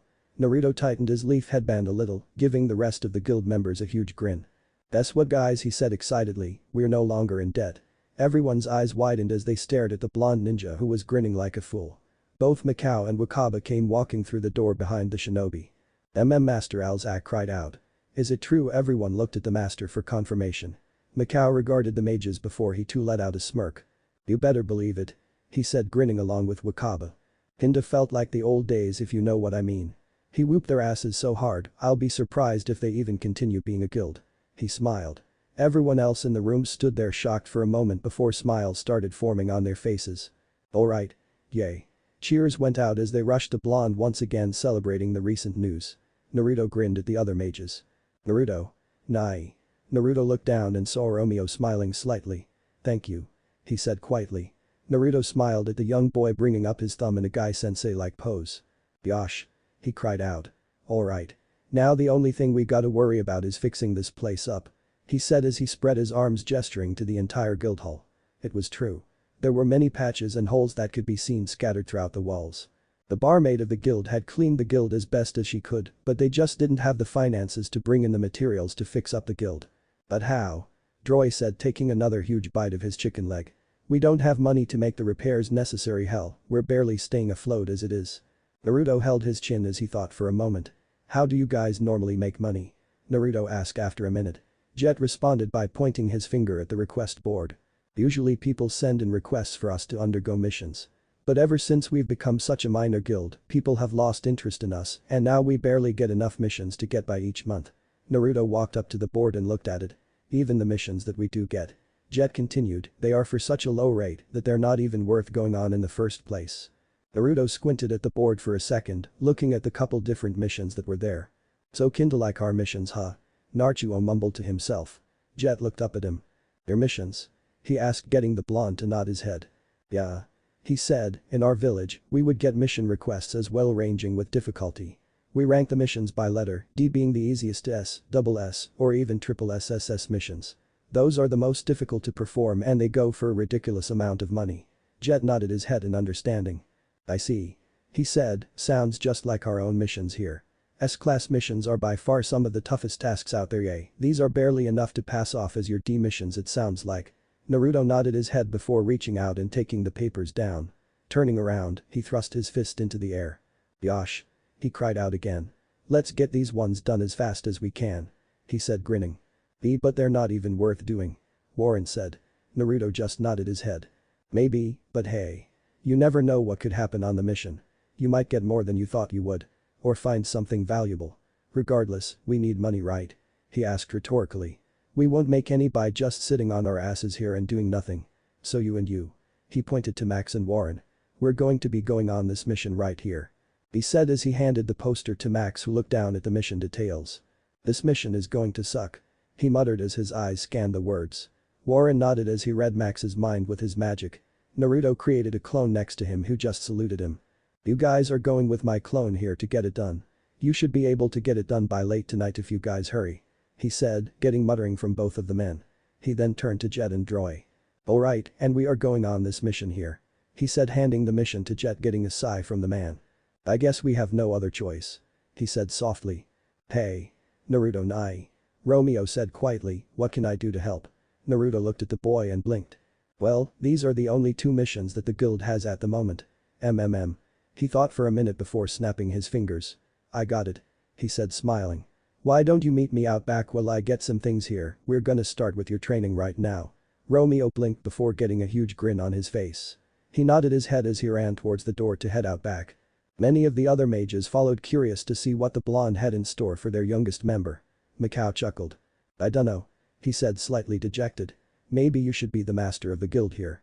I haven't seen this kind of hope in their eyes for many years." He smiled sadly as he remembered the tough years that they had endured. Naruto put a comforting hand on the man's shoulder. "You did what you had to," Naruto said seriously, slightly surprising the man. "You are the only reason why this guild is still afloat in the first place, right? You kept their spirits here and that's the most important thing." Mikao stared at the boy for a second, wondering if this was the same goofball who had apparently entered into their guild. Naruto sighed. These people. They trust you. They love you. They truly are your family, Gigi. They look up to you. And they'll follow you to the ends of the planet. Naruto looked at the man and smiled. If that's not the makings of a good leader, then I don't know what would be. Mikao's eyes widened at the blonde statement. Sure, you've had some rough patches. But hey. You're still here. Naruto stuck out his fist to the older man. Let's not look back, but only forward from here on out. Naruto grinned. Mikao stared at the boy for a moment, pondering the words that he had just declared before he sighed and put on a grin of his own. One last time, I suppose. We have hope. He thought as he bumped fists with the younger man. Sure thing. Gaki. He smiled. I wonder what Naruto-san has in mind to help out Romeo-kun. Alzak said to the small group while they watched Naruto walk up to the excited boy. His wife smiled. No idea. She said, but hopefully it's entertaining. Many of the members nodded their heads as their eyes followed the blonde who was trailed by the master and Wakaba. So, Naruto-nai. Cried out Romeo, what are you going to teach me first? The boy was practically jumping up and down, hoping that he would be learning some awesome fighting move. Naruto stood there for a moment, hand under his chin thinking again before brightening up and snapping his fingers. That's it. He said as he flicked open one of the pouches on his vest and a small scroll dropped into his hand. Unfurling the scroll he added some chakra to it and in a puff of smoke appeared a set of chains that were attached to kunai. Everyone else looked on in interest at what the blonde had produced. Well, that's a roundabout way of using requip magic, isn't it? Wakaba said as the master slightly nodded his head, still looking on in interest. These shinobi sure have some similar techniques as we do. Max said. Romeo stared at the chains for a second before looking up at Naruto in confusion. Naruto just smiled. Romeo, you said earlier that if you manipulate your flames in a way, they won't burn you, right? He asked, getting a nod from the boy. Yay. I can even grip onto stuff with it. He said as a magic circle formed in his hand and a stream of purple flame gripped a nearby stone before being hefted into the air. Naruto grinned even wider before nodding his head. Alright. Then here is what we are going to do. He said, we're going to play a little game called Catch the Most Awesome, Handsome, Powerful, Sexy Shinobi in the World. He cried out. Everyone slightly formed sweat drops on the back of their heads. Did he really need to name it that? Warren asked while everyone agreed. Romeo looked up at the blonde. What? He asked, confused. Naruto brushed him off. The key thing though is that you can only use your magic to get me. Naruto said. You can't run. You can't walk. The only thing that you're allowed to do to move yourself is to use your magic. Everyone stared at the blonde as if her were crazy for a minute. Are you crazy? No one can do that.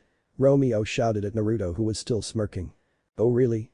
He asked as he threw one of the chains with the kunai attached at a tree, sticking the weapon deep in the wood before yanking on the chain, causing his own body to fly through the air until he landed neatly on the tree branch. Everyone stared at the blonde for a moment. Naruto grinned back at Romeo. I'm also not allowed to do anything except use these chains. So come on, Romeo Gaki. Get me. He cried out, waiting for the boy to make a move. Romeo stared at the hyperactive blonde going over what he was supposed to do before letting out a sigh. Alright then.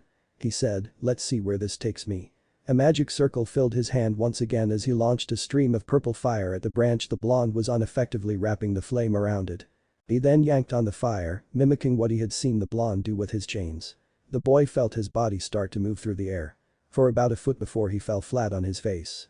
Wah. Oomph. He cried out as his face met the dirt. Ha. Naruto laughed out loud. Come on, Romeo. I know you can do better than that. The blonde yelled out encouragingly. Romeo just growled as his hands lit up and tried again, only to move slightly farther before his flames died out. Everyone watched in amusement as the boy tried and tried again, only for his face to hit the dirt over and over again. Well. That's an interesting training method. Wakaba smirked as he watched the boy start yelling at the blonde in the tree who was now goading the child by smacking his own butt. Mikao nodded, analyzing the training. Yes it is. But it is smart. Many looked back at their master. Romeo may have purple flare down, but he is nowhere near a master of it. Mikao elaborated. This will help him to understand the meaning of actually controlling the flames with your own will. By lifting his own body off of the ground, he needs to make his own flames denser, otherwise his flames won't be able to grip the wood. To do this he needs to start releasing more magic. Mikao paused as he watched his son fall on his face again. This is not only training his control over fire, but it's also helping to expand his own personal magic reserves. Everyone listened carefully to what the master was saying. But this training does not end there, it also works on his physical stamina as well. To be able to hoist yourself to that height takes some muscle. The way that Uzumaki-san lifted himself up there with ease goes to show you how strong he really is. It's going to be quite a while before Romeo-kun will be able to even come close to getting to our new addition to the guild. He said as he once again saw his son land on his head. Everyone laughed as they saw Romeo begin to curse at his Aniki, while Naruto continued to make ridiculous faces at the boy. A few minutes later launched one of his chains and brought himself down from the tree. He then created a clone right next to him. "Alright," he said, "you know what to do." He turned to Romeo. "Karo Miyagaki, my clone will take my place for right now until you can catch him. In the meantime." He turned to the rest of the guild. "We have some missions to work on." He yelled out as he and a couple of his other clones came and grabbed Max, Warren, Jet, and Droy. Well, about 3 clones had to grab Droy before effectively dragging them off. "Boy. Oi." Max cried out, "I can walk by myself, you damn blonde." He yelled out as he struggled to get off of the blonde. Other complaints were heard by the other mages as well. "Yosh. Let's go." He yelled out, ignoring the roaring complaints of his companions. Everyone else at the guild sweat dropped. "Why you think they're going to be okay?" Lucky asked, slightly concerned. Mikao glanced back at his boy, who he noticed was able to travel a little higher in the air, trying to probably strangle the laughing clone from the tree. He sighed before letting out a small smile. "I'm sure that they'll be just fine," he said. "And pant. Please. Pant. Naruto, no more pant. Pant. I'm begging you." A tired Jet panted out, soaking in sweat as he continued to chase after a chicken that was in their little ranch. "Quit your whining," Naruto yelled, throwing his fist in the air. "You said you had some serious speed magic thing. Hell, I'm faster than you right now and I'm not even that fast." During their little mission, Naruto had gotten to know both Jet and Droy a little better, along with Max and Warren. When he had heard that Jet's magic was in speed, he was really excited until he actually saw it in action. Naruto deadpanned and easily beat Jet in a little race that they had. So to help Jet improve his training, Naruto took a page out of Gai-sensei's book and strapped on a ridiculous amount of leg weights with seals to increase Jet's leg muscle strength. "Who the hell does this kind of training?" Jet yelled back at the blonde. "Would you just shut up and catch that damn chicken?" Naruto yelled back. "You're not even wearing an eighth of what my friend used when he was 13. Jet continued to yell at Naruto how that was impossible when they both saw Shadow Gear's largest member fall on his face right in front of them. "And pant. I can't go on any longer." "Pant." Naruto just slapped his face. These guys had some really powerful magic stuff going on, but if they couldn't even condition their body against someone like him, they would be dead in like 10 seconds. "Why do I have to do pant this again? My magic doesn't need me to run around," he gasped out. Naruto just sighed. "Listen, just because your magic is stationary doesn't mean that you can the same all the time. Sometimes you need to be able to move around to get to different areas. Besides," Naruto deadpanned, "you could probably lose the weight." A tick mark formed on Droy's eyebrow. "Are you saying that I can't do anything because I'm fat?" he shouted. Naruto wiggled a finger in his ear to stop the ringing. "No. Actually, I had a larger friend back in my village. But he was able to utilize his body and turn it into a weapon. He was still quick as well and was able to move around easily without tiring out." Naruto responded before grabbing the fat man off the ground. "Now get to it, 5 more laps about the guild ranch." "Why the hell should I listen to you?" Droy shouted in Naruto's face, who just sighed before walking over to the man and slapping a piece of paper in the middle of his back where he couldn't reach. "What did you do?" Droy asked. Naruto gave him an evil grin. "That is a shock tag," Naruto said happily. "Every time you bitch to me about something, that little baby there will light you up like a firecracker." Droy was about to yell at the blonde again before. "Bzzzzzztt." Droy yelled out in pain as the electricity coursed through his body. When the current stopped, he glared at the blonde again, who was just shaking a finger at the man. "Ah. Go on now, get moving.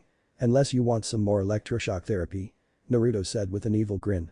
Droy grit his teeth as he got back up and started jogging slowly around the guild. Jet looked at the blonde. "You're evil, you know," he said with a dull look. Naruto just grinned.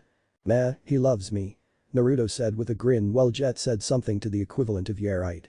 Anyways, we'll work on what he can do with his magic in a little bit. First he needs to get his body in order. I mean, what happens if someone comes around and can somehow counter his magic? He would be a sitting duck," Naruto said. Jet thought about what the blonde had said and slowly nodded his head in understanding. It was weird. Jet thought the blonde in front of him, while being pretty strong from the looks of it, he was basically a moron when it came to everything else. But then he had these ideas and other things that the blonde would say that really made it seem like he knew what the hell he was talking about. Jet glanced over in the center of the courtyard to see 6 more of Naruto's clones surrounding Max.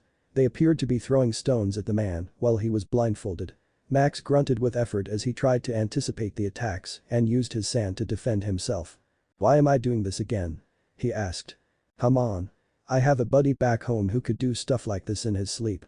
Naruto decided not mention that his friend also had a huge mass of living chakra that was in his system that defended any oncoming attacks. But hey, it still worked like that even after the Akatsuki had extracted the Ichibi out of him.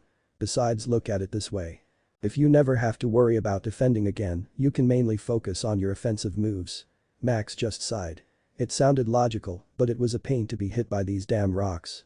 Jet looked over to see both Warren and another clone sitting down in lotus position talking with each other. "So what you're trying to tell me is that there is more to my magic than just telepathy?" Warren asked, trying to see where the blonde was going with this. Naruto nodded his head. "I think so." Naruto said honestly, "You say that your magic involves reading people's minds and being able to project your thoughts into theirs, right?" Warren nodded his head. "Then you should be a freaking awesome Genjutsu master," Naruto said happily. "Genjutsu?" Warren tried the word. Naruto happily nodded his head. "Yay. Illusions, you know," Naruto said as Warren widened his eyes. "I can't do that," he exclaimed. Naruto just waved him off. "I don't see why not," Naruto shrugged. "An illusion is just something that our mind thinks it sees, right? If you can project certain thoughts into people's heads, you should be able to stimulate the brain just right to cause them to think that what they are seeing really isn't there." Warren looked at the blonde as if he were crazy until he really thought about the possibility of that. If that were true, then his magic abilities could really skyrocket. "But where would I even start with that?" he asked, trying to mull around the idea. Naruto shrugged. "I dunno," he said simply, "I just thought it would be possible. What if you just visualized a picture and tried to send that picture into my head?" Naruto suggested. Warren thought about the idea for a moment before nodding his head. Jet then turned his head again to see Romeo cursing while falling out of a tree. He smiled lightly at the boy. He really had gotten stronger physically and with his magic. He was now able to get from the ground up into the tree and move from branch to branch. But he was still pretty slow on the uptake and nowhere near catching the blonde yet. "Maybe we can really rise up after all this time," Jet thought as he started chasing the chicken with new determination and order. Naruto smiled as he saw Jet gain his 8th wind. "You guys will be the best," he thought. Naruto stood in front of a large cage in what looked to be like a sewer. He put a hand on what looked to be wrinkled gray fur. It was cold to the touch and slightly slimy. "Kurama," Naruto said with wide eyes. "What the hell happened to you?" he asked, more to himself. The gigantic beast let out a whimper as it lay motionless in the sewer. The once proud and mighty nine-tailed fox lay almost broken at Naruto's feet. His fur was gray and matted. It clung onto the beast's bones and gave him more of a skeletal look. Naruto looked at the beast again and rubbed its muzzle. "Don't worry, buddy," he tried to say comfortingly. "We'll get you fixed up in no time." Over the next month, rumors had begun to spread all over Fiori about the new addition to the lamest guild in all the nation. It was said that this mage was rebuilding the guild's reputation a little.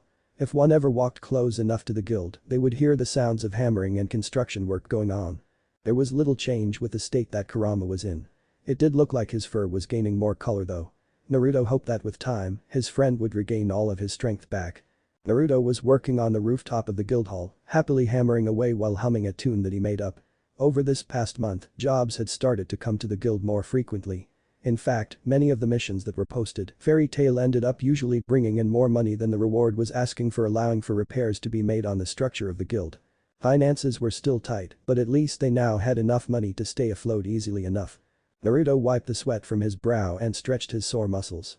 He hadn't been able to really search out any possible route back to his homeland, but that wasn't to say that he was unhappy about that by any means.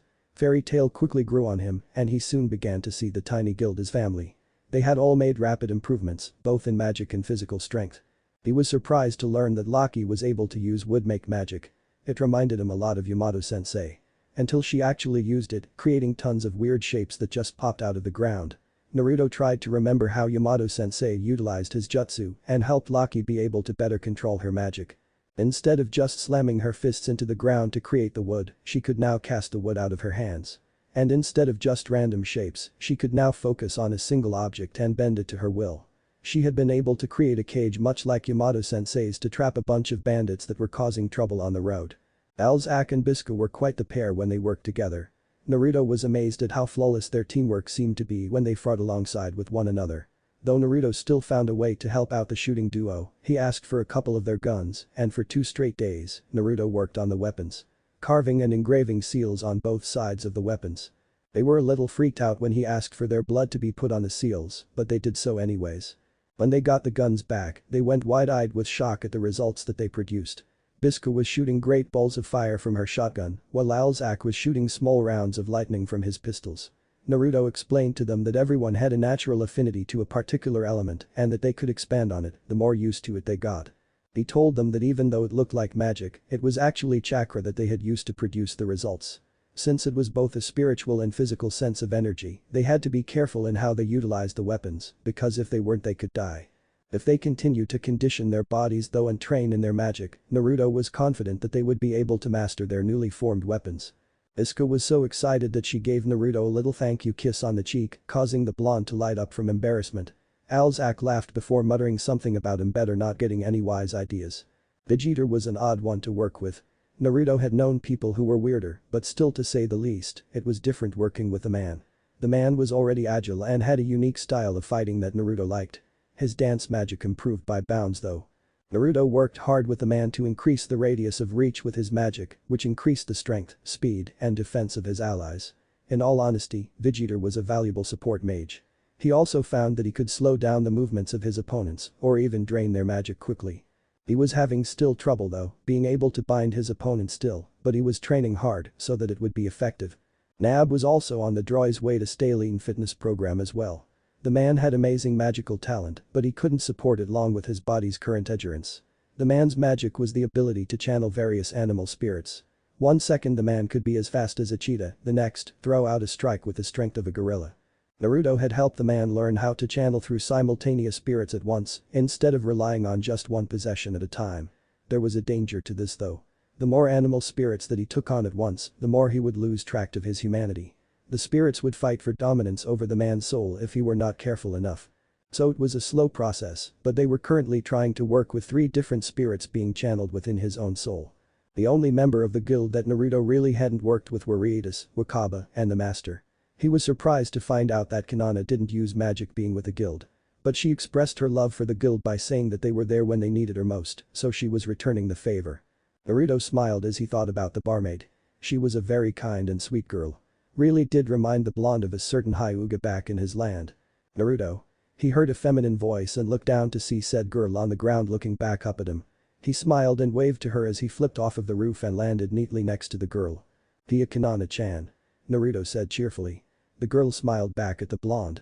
"Thank you Naruto-kun for working so hard repairing the guild hall," she said as she looked over his work. "It really helps us out a lot and I don't have to be constantly worrying that one day the roof would cave in over our heads." She smiled brightly at the blonde. "Not a problem Kanana-chan. I used to do this kind of thing when I was in my village anyways," Naruto mentioned. Kanana looked around and saw various members of their guild training hard to become stronger.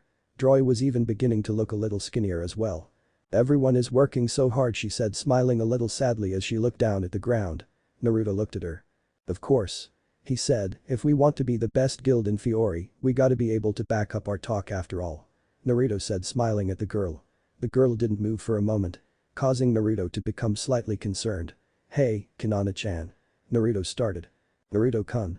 Kanana said shakily, I don't want to be a burden on the guild anymore.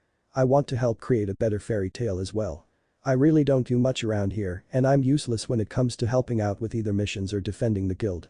She looked up at the blonde staring intensely at him. "Will you train me as well?" she asked desperately hoping that he wouldn't refuse. Naruto looked at her for a moment before turning away. "You must be crazy," Naruto said surprising the girl before she started to get slightly teary-eyed.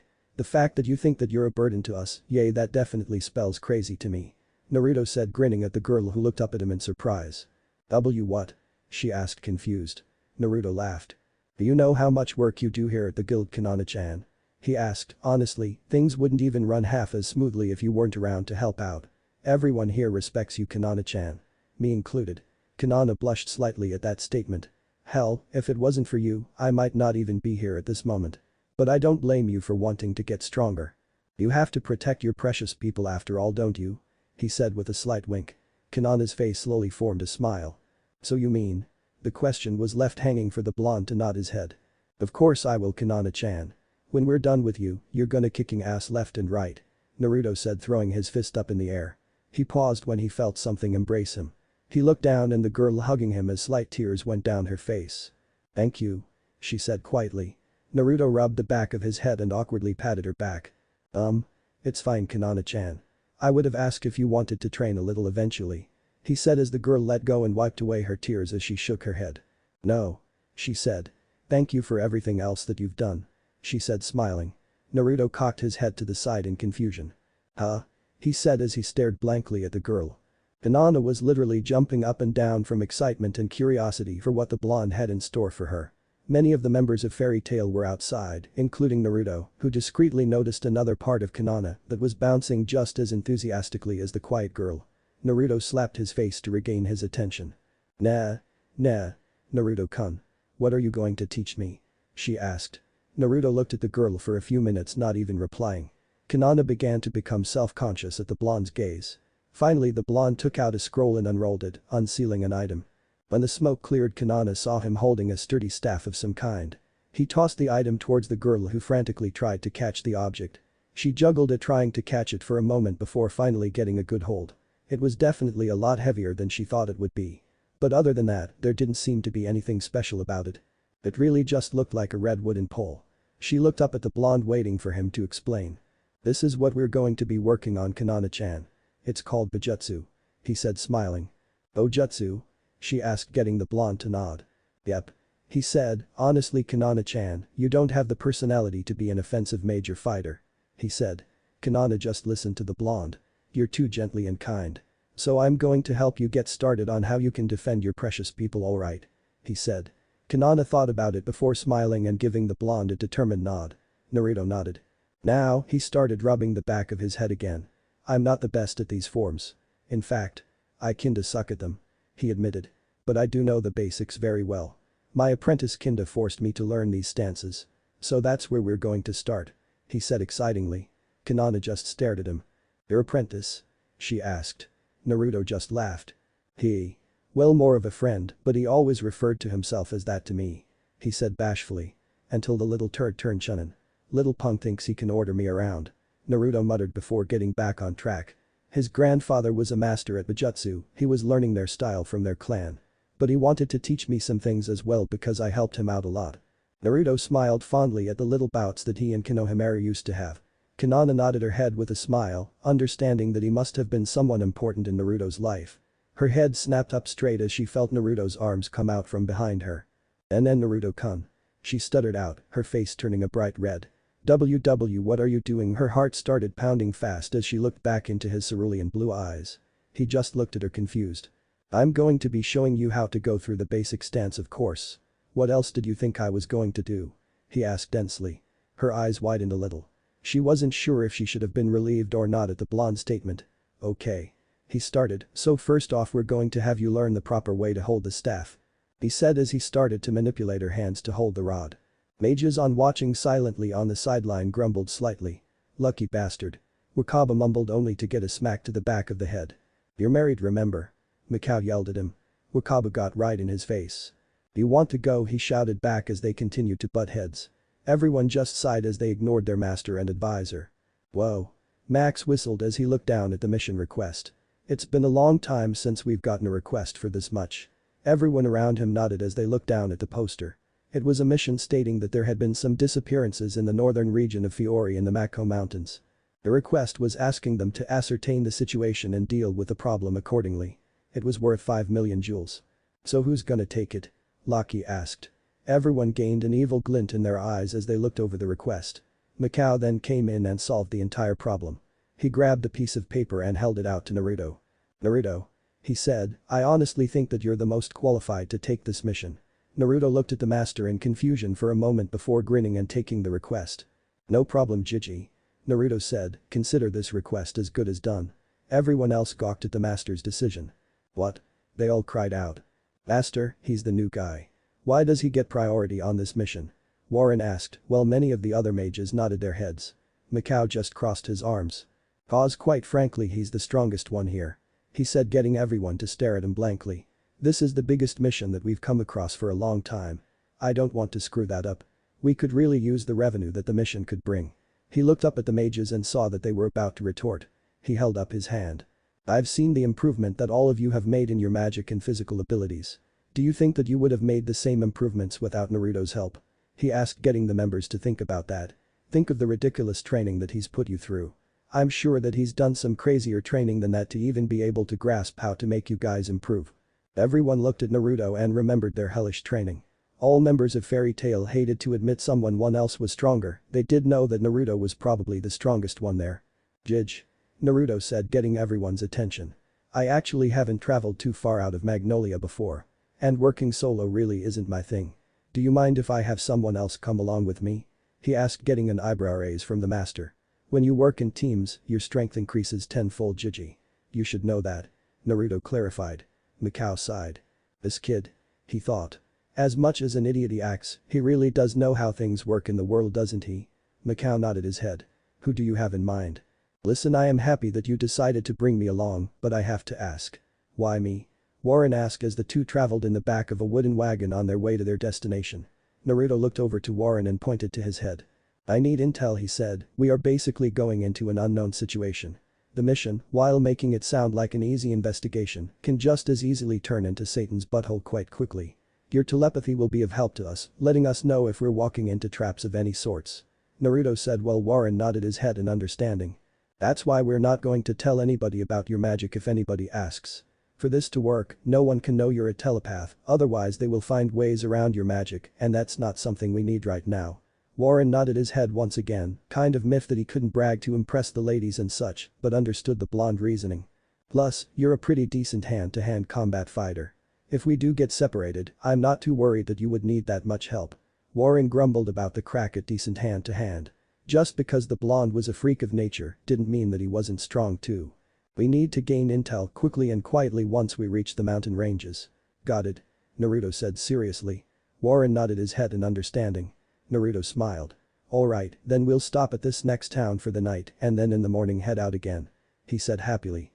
Warren just nodded his head yet again. Naruto and Warren were in the local tavern sitting in a booth. Both looked like they were just having a pleasant conversation between two friends. Naruto laughed as Warren took another drink of his beer. So anything yet? Naruto asked. Warren shook his head as he had gone through most of the minds of the people in the pub. They don't know anything. Warren said, they only know that people who head up into the mountain of Mako disappear. Naruto frowned. He had hoped that they would learn something a little more substantial. This town held the closest residents before you hit the mountain ranges. He sighed. Oh well. He said, I guess we'll just have to play things by ear in the meantime. Naruto looked up and saw half a dozen soldiers walk into the bar. Who are they? Naruto asked. They don't look like rune knights. Naruto had seen various rune knights roaming the city of Magnolia every once in a while. Warren looked back. They're with the royal guard. Warren said, personal army to the king of Fiori. Naruto nodded and frowned when he saw the men start to push around what looked to be a local drunk. He was wearing a maroon shirt with black pants. They looked wrinkled but somewhat clean. His hair was black and he had an X-like scar on the left side of his face. He wore what looked like to be a pendant on his left ear as well. I'm surprised to see you're knocking back the booze like this. A guard sneered at the man who was spread over the bar. Hey, I know this guy, said another guard. He's Grider, a notorious drunk around these parts. Another chimed in. Nice that you're able to afford it, said another. Well, you're here drunk off your ass, we're racing around in the name of justice. This apparently caused the man to stir. Justice? He questioned. That's right. Another bragged. We're out there risking our lives every day so you people can rest easy. Justice for the citizens of Fiori. Grider stood up from his stool. Grider, you got any sense of justice? One of the men pushed Grider. Grider grit his teeth as he took his beer-filled mug and slammed it into the jaw of one of the guards. Justice, my ass. Grider yelled, I don't want to hear it. The other guards clenched their fists. What the hell? A guard yelled. You think you can get away with picking a fight with the royal guard? Punk Grider merely phased out of existence, surprising the men only to reappear behind one of them, knocking him out. He then phased out of existence again and did the same to the next guard. This happened 3 more times before all guards were lying unconscious on the floor. Grider snorted at the men before he took his seat again at the bar. Interesting. Naruto said, analyzing the man who just took out 6 men. That looked like some form of teleportation. He thought. Warren, who is that? Warren sighed. That would be Durandbald. Warren said, he used to be a prominent member of the Magic Council. Warren looked slightly depressed at the man. Most of Fairy Tail used to not like him either. He infiltrated our ranks and pretended to be one of us to get dirt. He was going by the name of Mest Grider at that time. He was trying to use any information on us to raise his status in the council. Warren sighed. I'm sure you've heard about the incident regarding Tenru Island. Naruto nodded. He pretended to be a part of Fairy Tail to take part in the exam. We're not sure what happened there. But something in his heart changed his mind about what he really thought of Fairy Tail. Warren looked up at the man. He looked so hard for our friends. Years in fact. He said he could never forgive himself. Poor bastard. Warren said as he took a swig of his drink. Looks like he still can't get over it. Naruto was silent for a moment staring at the man at the bar who had resumed his position of laying flat out on the counter. Hold on for a minute. Naruto said as he got up from his seat and started walking over to the drunk. Just what is he up to? Warren thought. Yo. Grider looked up to see a blonde-haired blue-eyed man holding a bottle of what looked like to be whiskey. You mind sharing a drink with me? He asked. Grider stared up at the blonde for a moment before just mumbling and gesturing for the teen to sit. Thanks. Naruto said, drinking alone is never fun. Naruto brought out some glasses and poured the drinks for the both of them. Grider watched intensely from the corner of his eye as the blonde poured the liquor, then take a drink of it himself before he made any motion to reach for his own glass. Naruto laughed. You're cautious, I'll give you that. As he drained another glass. Grider shot the drink down his own throat, feeling the burning sensation course throughout his body. That's some pretty good stuff you got there. Grider commented as Naruto grinned and poured him another glass. Higher whiskey straight from Mount Mamboku. Naruto said proudly, draining another cup. Grider stared at his glass again before downing the alcohol. What do you want with me? He asked, getting Naruto to look at him. I know for a fact that you were with your buddy drinking and having a good time over there. He said. I've been here this entire time. You only made your presence known to me after I took care of these assholes behind us, so that means that either there's something that you want me to do. Or some sort of recruitment offer. Grider surmised. Naruto was slightly impressed with his analysis skills though. He's sharp. Naruto thought. You're right. Naruto said, become a little more serious. My friend and I are about to embark on a mission and we could really use someone of your skills to help us out. Naruto said. Better to be straight up with this guy than try to dodge any bullets. No. Was all the answer. Grider replied. I refuse. Naruto raised an eyebrow. You sure? Naruto asked. We would pay you well if you came with us. Grider still shook his head. I told you no already. Now leave me alone. Grider said. Naruto looked at the man for a moment longer before grabbing the bottle of whiskey in front of him. Grider watched through the corner of his eye as he saw the blonde make the bottle disappear in a scroll with a puff of smoke. You a betting man, Mr. Grider? Naruto asked rhetorically. In this scroll I have over 100 bottles of that whiskey that you just tasted. I would like to make a bet with you. If you can avoid me for 1 hour, not get caught, then all this is yours. Naruto said, pointing to the scroll. But if not, then you have to come help us out on the mission that we're doing. Grider stared at the blonde for a moment. He thought about the details. He must be pretty fast if he still thinks that he could keep up with me after my little display. He thought, but maybe he misinterpreted what my magic actually is. He looked at the scroll. Why do you have so many bottles there anyways? He asked. Do you know how much a freaking mountain-sized toad can drink? Naruto laughed out loud while Grider just stared at the blonde as if he were crazy. So how about Mr. Grider? Grider looked down again. It was a very tempting offer. And he was still quite formidable with his magic. He looked back up at the blonde. Very well. He smirked, get ready to lose all of your booze, pal. I could use the exercise anyways. Naruto just smiled and held out his hand to complete the pact. Grider shook it sturdily. I'll give you a 5-minute head start. Naruto said, if I cannot catch you in an hour's time, we'll meet back here and you can have the prize. Grider smirked. I won't even need 5 seconds to lose you, pal. And with that, Grider phased out of existence. Naruto grinned as he let the clock start. Oi. Oi. Warren said, walking up behind the blonde. What do you think you're doing, Naruto? Naruto just looked back at the telepath. Saving someone from their own darkness. Naruto replied as he too phased out of existence. Well, it's been about 5 minutes. Grider said to himself as he leaned his back against a tree. He supposedly should be coming to get me any second now. Mama. Came a voice as Grider's eyes opened and shot above him. You say that as if you didn't think I could find you. Naruto was standing horizontally on the tree above the mage. Grider's jaw was slack. Ho, when did you get there? I didn't even sense you. Grider said. Naruto grinned. I just followed you, that's all. Grider growled as he disappeared again. Naruto chuckled as he too vanished. Grider couldn't understand what was happening. Whatever the blonde was using to keep up with him, it wasn't teleportation magic. It was close, but it was something different at the same time. Either way, even if he did possess teleportation, there should be no way that he would be able to track his movements. They both appeared and reappeared several different times in different locations throughout all of Fiori, each time Naruto was getting closer and closer to catching the man. Well. Naruto said as they stopped for a moment. This has been fun, but seeing as we only have 5 minutes remaining in the bet, I should probably wrap this up. Naruto smiled. Grider growled. How do you suppose you're going to do that? He said, we're going to same speed everywhere else. All I have to do is avoid you for the next 5 minutes. Grider's eyes widened as he felt a hand placed on his shoulder. He looked back and saw that there was an identical blonde standing right behind him grinning like a fool. Gotcha. He said. Grider looked back to the blonde in front of him and watched as it went up in a poof of smoke. Blown magic, Grider mumbled. Frowning for a moment before letting out a small chuckle. I have to admit. I haven't worked that hard for a long time now. He said as he stood straight and looked at the blonde behind him. Alright, a deal is a deal. I'll help you out on this mission. But this mission only alright. He said. Naruto just nodded his head. Sounds good to me, messed Grider. Naruto replied as Mest's eyes widened. How do you know that name? Mest asked.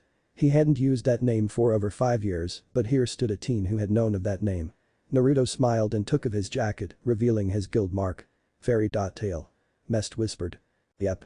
Naruto said, smiling. Looking forward to working with you, Mest. Mest's eyes widened. But you must know about what I did 5 years ago. He exclaimed. Why would you want anything to do with me?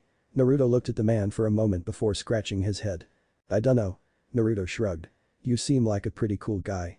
He asked, getting Mest to fall flat on his face. I'm being serious. He yelled out. And what should I feel towards you, Mest? Naruto said, seriously, getting a look of confusion from Mest. Should I hate you? Curse you? Kill you? He asked. You've suffered enough of that shit already. Mest looked down in guilt. But Wendy. He said softly. So that's it. Naruto thought. Wendy Marvell. Naruto asked, getting a nod from the man. Tell me, Mest, what would that 12-year-old girl think of the Mest Grider right now here in front of me? Mest looked up at the blonde. Do you think that she would be happy with the way that you've drowned yourself in booze these past 5 years, or do you think she would cry at the pathetic man that you've become? Mest looked at the ground and stared at it, contemplating his words. Wake up.